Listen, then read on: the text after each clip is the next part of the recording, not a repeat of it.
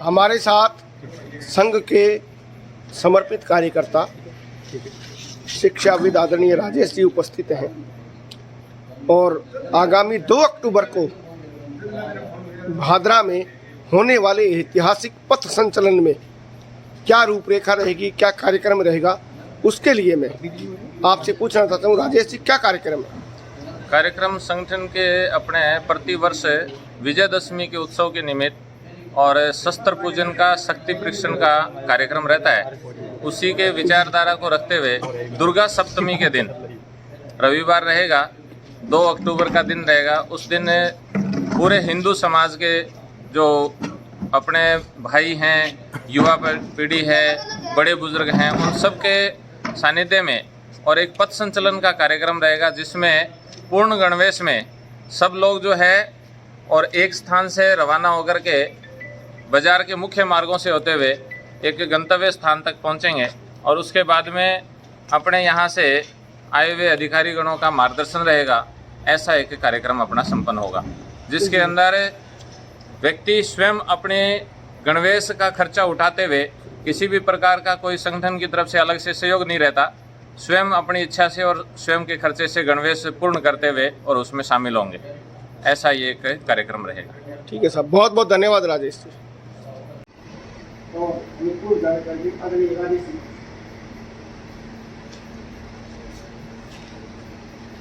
आगे जो सर ये नहीं है अपने पास स्पेस है वैसा। आओ क्रमांक 1 के हाथीपुरा वास के आए हुए प्रबुद्ध नागरिक, बड़े बुजुर्गों के चरणों में मेरा वंदन। जैसा कि हरिप्रकाश जी ने अभी आपको पूर्ण जानकारी कार्यक्रम के बारे में दी है, लेकिन फिर भी उसे व्यवस्था के निमित्त थोड़ा और अवगत करवा देता हूँ।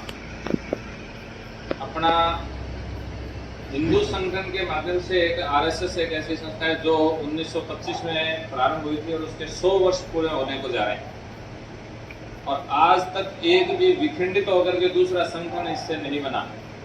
ये सबसे बड़ी सफलता की बात है, क्योंकि अपने पूरे विश्व भर में सबसे बड़ा संगठन यदि कोई है जिसके आज तक कोई टुकड़े नहीं है तो आरएसएस, और उस संगठन के हम एक अंग बने हैं, तो ये भी अपने लिए एक सौभाग्य की बात है। सबसे बड़ा सौभाग्य तो हमारा ये है कि हम देवभूमि भारत के ऊपर हमारा जन्म हुआ है, और फिर उसके बाद सौभाग्य हमारा ये है कि हमें एक सनातन धर्म में भी जन्म मिला, और उसके बाद भी फिर सौभाग्य हमारा ये है कि हम अच्छे कार्य के लिए एक अच्छे प्लेटफॉर्म के साथ जुड़े। 20 वर्षों बाद ये कार्यक्रम जिसकी रचना हुई है, हम सब लोग मिलकर के इस कार्य को सफल करेंगे। एक सुंदर दृश्य जो है वो इस भादरा तहसील के सब युवाओं के द्वारा, बड़ी आयु के द्वारा, बच्चों के द्वारा जो है वो सामूहिक रूप से प्रयास करके और एक समाज के सामने उसका अच्छा परिदृश्य बनना चाहिए, ऐसा प्रयास अपने सब लोग करेंगे। उस कार्यक्रम के निमित्त अपना टारगेट हजारों की संख्या में अपने हिंदू भाइयों को एक ही गणवेश के अंदर, एक कतार के अंदर सब लोग अपने निकलेंगे। किसी भी प्रकार का कोई उद्घोष या कोई जयकारे और वगैरह नहीं होंगे। एक सिर्फ और सिर्फ जैसा कि भाई साहब को ध्यान भी है, मिलिट्री की जब परेड होती है तो उसके आगे एक बैंड बजता है जिसको घोष बोलते हैं, अपने अंग्रेजी में उसको बैंड बोल देते हैं। वो घोष अपने कार्यक्रम के अंदर भी रहेगा और उसी प्रारूप में ही वो परेड जो है वो मार्च पास्ट करते हुए अपने सब लोग निकलेंगे। उसके लिए अपने गणवेश जो है उसमें सफ़ेद कमीज है, जो लगभग प्राय सभी लोगों के पास होती है, सफ़ेद कमीज, किसी भी प्रकार का उसमें डिजाइन नहीं होती। काले रंग के फीते वाले जूते, कपड़े के, रेक्जिन के, रबड़ के, चमड़े के, कैसे भी हो, लेकिन काले रंग के जूते फीते वाले होने चाहिए। उसके अलावा जो गणवेश का पार्ट है उसमें 5 अंग हैं। वो अपने तरफ से भादरा क्षेत्र के आरएसएस के कार्यकर्ताओं ने निर्णय लिया कि अपने सामूहिक रूप से उसकी व्यवस्था करते हैं, ताकि लेने वाले को उसके अर्थ की व्यवस्था अत्यधिक नहीं करनी पड़े। एक 500 रुपये के सामान्य शुल्क में गणवेश का पार्ट है पेंट, फुल पेंट रहेगी, दंड रहेगा, टोपी, बेल्ट और जुराब, ऐसे करके 5 चीज़ें 500 रुपये में अपने प्रत्येक व्यक्ति को उपलब्ध करवाएंगे। उसके साइज के अनुसार, साइज के हिसाब से कोई अतिरिक्त नहीं है। ऐसा नहीं है कि भी अपने सामान्य इस बालक की जो गणवेश है उसके लिए अलग हो गया, भाई साहब के साइज का अलग हो गया, ऐसा भी नहीं है। लगभग कॉमन इसका सिस्टम रखा है। 10-20 रुपए का डिफरेंस है, उसको इसलिए कॉमन कर दिया ताकि उसमें हिसाब किताब में और में कहीं समझ से नहीं रहे। ये कार्यक्रम का प्रारूप है। अपने 3 भागों में इस कार्यक्रम की रचना करना चाहते हैं। यदि आप सब लोगों का सहयोग रहा तो वो भी संपन्न हो जाएगा, ऐसी मेरी मन इच्छा है। भाई साहब की भी हार्दिक इच्छा है। उसको कहते हैं अपने त्रिवेणी संगम। और आज हम त्रिवेणी के सामने खड़े होकर के ये संकल्प लें कि त्रिवेणी संगम को संपन्न करेंगे। त्रिवेणी संगम में क्या होता है कि अपने 3 स्थानों से अलग अलग जगह से संचलन प्रारंभ होगा। एक ही समय प्रारंभ होगा और एक ही समय एक स्थान पे मिलेगा। 3 स्थानों से अलग अलग चल करके आएंगे, एक किसी पॉइंट पे तीनों संचलन एक समय में आकर के मिलेंगे। ऐसा कार्यक्रम एक बार पीछे अपने उच्च अधिकारियों के सानिध्य में संपन्न हुआ था। राजस्थान का बड़ा कार्यक्रम था। रिटायर अपने मेजर पोस्ट से कोई रिटायरमेंट थे, उनको वहाँ मुख्य अतिथि बनाया गया। उनको ये कार्यक्रम की जानकारी दी कि अपना त्रिवेणी संगम है, तो उन्होंने कहा कि त्रिवेणी क्या होता है, उसमें क्या रहता है कि जी एक ही स्थान पे एक साथ सब लोग मिलेंगे, लेकिन चल करके 3 स्थानों से अलग अलग आएंगे। ऐसा कैसे संभव हो सकता है? ऐसा तो हमारी मिलिट्री में भी नहीं होता, उसमें भी डिफरेंस आ जाता है। और आप कह रहे हो कि 10:11 में हम मिलेंगे, और 10:11 का क्या अर्थ है कि जी 10:11 का मतलब 10:11 है, 10 और 12 मिनट नहीं है। ये अपना संगम का सिस्टम है। और अच्छी संख्या यदि उसमें रहती है तो अपने उस संगम को भी सफल करने का प्रयत्न करेंगे।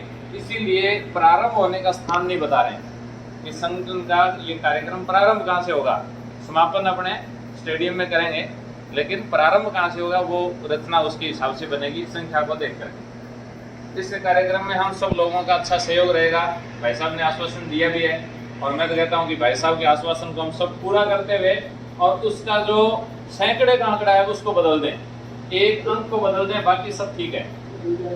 तो उस कार्य को जो है वो करने के लिए अपने यहाँ से जो भी बाल गोपाल हैं जो उसमें चलने के लिए समर्थ हैं, इस भैया का नाम आ गया, इनका गणवेश का अंग जो पूर्ण करने के लिए शुल्क भी आ गया। तो ऐसे करके अपने सब लोग जो है उसमें सामूहिकता से प्रयास करें। यही जानकारी मेरे को देनी थी। हम सब 500 रुपये 5 अंगों का बता दिया ना। पेंट है, टोपी है, बेल्ट है, जुराब है और दंड है, यानी लाठी सामान्य भाषा में जिसको कहते हैं। ये 500 अंग 500 रुपए के शुल्क में रहेगा। एक गीत की पंक्ति दोहराएंगे, उसके बाद मेरी बात मैं पूर्ण करता हूँ। धर्म के लिए जिए, समाज के लिए जिए, धर्म के लिए जिए, समाज के लिए जिए, धर्म के लिए जिए, समाज के लिए जिए, धर्म के लिए जिए, समाज के लिए जिए। ये धड़कने ये श्वास हो पुण्य भूमि के लिए, धड़कने समाज हो पुण्य भूमि के लिए, कर्म भूमि के लिए, कर्म भूमि के लिए।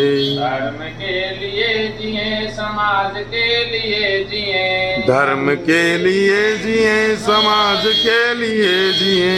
धड़कने ये श्वास हो पुण्य भूमि के लिए, धड़कने समाज हो पुण्य भूमि के लिए। गर्व से सभी कहें हिंदू है हम एक हैं, धर्म से सभी कहें हिंदू हैं हम एक हैं। गर्व से सभी कहें हिंदू है हम एक हैं, गर्व से सभी कहें हिंदू हैं हम एक हैं। जाति पंथ भिन्नता स्नेह सूत्र एक हैं, जाति भिन्नता स्नेह सूत्र एक है। शुभ्र रंग की छटा सप्त रंग है लिए, शुभ्र रंग की छटा सप्त रंग है लिए। शुभ्र रंग की छटा सप्त रंग है लिए, शुभ्र रंग की छटा सप्त रंग है लिए। धर्म के लिए जिए, समाज के लिए जिए, ये धड़कने श्वास हो पुण्य भूमि के लिए, ये धड़कने ये श्वास हो पुण्य भूमि के लिए। से 100 साल पहले से अभियान शुरू किया। आजादी के बाद वो सक्रिय हुई और बराबर से खत्म हुई। आज लगभग ये ये हमारा राष्ट्र है। हिंदू कोई एक विचार नहीं है, हिंदू विचारों का पुंज है, एक संस्कृति है। आज सूबेदार साहब बैठे हैं, रघुराज सिंह जी, मेरे बड़े भाई हैं, कश्मीर में नौकरी करके आए हैं, ये बताएंगे कि हालात क्या थे। तो धारा 370 नहीं हटती तो हिंदू समुदाय को वो चीज सहन करनी पड़ रही है, वो जहर पीना पड़ता था हर घूम हर क्षण, जिसकी हम कल्पना नहीं कर सकते। आज यही स्थिति अगर हमें खत्म करनी है तो हमें आरएसएस के सानिध्य के प्रत्येक कार्यक्रम में भाग लेना होगा। हमारे बच्चे जो हैं, जो नौजवान हो रहे हैं, उनको ये कहना होगा शाखाओं में जाओ, आरएसएस की शाखाओं में जाओ, आरएसएस के कार्यक्रमों में अपने सहभागिता निभाओ, ताकि उनको पता चले राष्ट्रीय संस्कृति, राष्ट्रवाद, राष्ट्रीय सहभागिता, भारत माता के चरणों में अपना नमन, ये कितनी गौरव की अनुभूति। ये सबसे बड़ी बात। आज आप सब लोग राज्य से आए हो और हमेशा से आप हमारे संपर्क में रहे हो। हम लोग तो चुनाव लड़ लेते हैं, हारे या जीते नेता फैसला होता है, लेकिन आप लोग जो जमीन पर रहकर धरातल पर कार्य करते हैं ना, वह कार्य ही फलीभूत होता है। आपने हमें आदेश दिया है 2 अक्टूबर का पथ संचलन का। आज हमारे वार्ड के सभी संभ्रांत नागरिक बैठे हैं, हमारे बुजुर्ग आदरणीय नरेश जी बैठे हैं, आदरणीय प्रेम जी भाई साहब बैठे हैं, विनोद जी के निवास पर हम बैठक कर रहे हैं, व्यासपुरी भाई साहब हैं, विशेषज्ञ जी हैं, हमारे सुबो जी है, भानु जी है, लोकेश गंगाल भाई साहब, हमारे आदरणीय सैनिक जी बैठे हैं, बड़े ये परिवार को हमेशा से बीजेपी के पास रहा ही है, सदा रहेगा। हमारे वार्ड से जयराम दास जी 100 लोग आप गिन लेना, 100 लोग,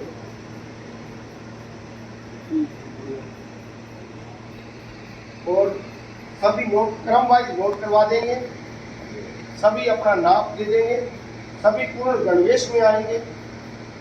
हमारे यहाँ बस्ती क्रमांक 1 प्रदीप जी, कहीं कोई कमी रह जाए तब आप हमें कह देना कमी रहेगी, कहीं कोई कमी नहीं रहेगी, जी जान लगा देंगे। क्योंकि पथ संचलन हमारा सबसे बड़ा संकल्प है कि ये इतना बड़ा विराट रूप में सफल होना चाहिए कि आज हमें पता चले कि हिंदू संस्कृति, हिंदू स्वभाव, हिंदू संकल्प, हिंदू प्रकाष्ठा, हिंदू तत्व क्या होता है। हम किसी की आलोचना नहीं करते, हम सब धर्मों का सम्मान करते हैं, लेकिन जरूरी ये है कि हमारे धर्म की रक्षा हो, हमारे स्वभाव की रक्षा हो, हिंदू प्रकृति की रक्षा हो। आप लोग लगे हुए हैं, इसके लिए मैं आपको प्रणाम करता हूं।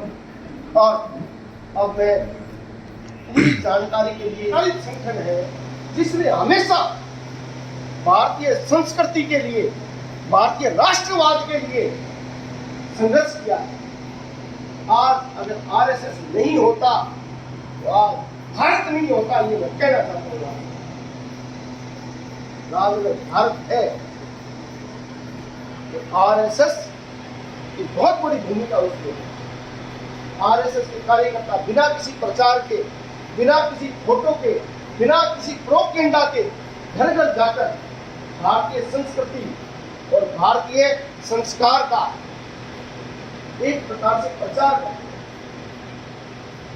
जिन जिन शहरों में, नगरों में पथ संचलन हुआ है, आज हमारी क्या स्थिति है मैं आपको बताता हूँ। अगर धारा 370 नहीं हटती तो कश्मीर में आज भी वही तांडव होता और धारा